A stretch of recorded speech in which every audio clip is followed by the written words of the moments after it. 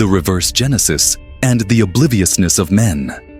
There are exceedingly amount of evil in this world whereby the Bible histories seems to be repeating themselves with the return of the days of Daniel, the days of Sodom and Gomorrah, the days of the Tower of Babel, the days of Noah, the days of the Garden of Eden, etc.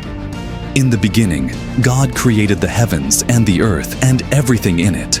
And Satan wants to copy that by creating a new breed of race, like in the days of Noah, with superhuman capabilities and intelligence. We must not be oblivious of the season of end times with evil, catastrophes, atrocities on the rise rampantly. Though we may not know the exact date and hour of Jesus' return, but we know the times. And we ought not be like the forefathers who were totally unaware of Jesus, the Messiah, being born.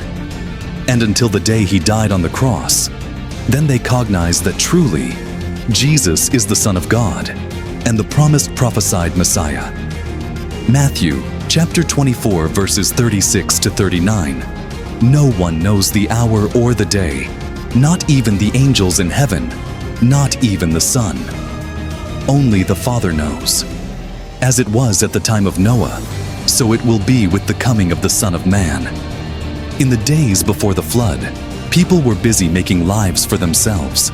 They were eating and drinking, marrying and giving in marriage, making plans and having children and growing old, until the day Noah entered the ark. Those people had no idea what was coming. They knew nothing about the floods until the floods were upon them, sweeping them all away. That is how it will be with the coming of the Son of Man. If you like this video, please subscribe, like, and share.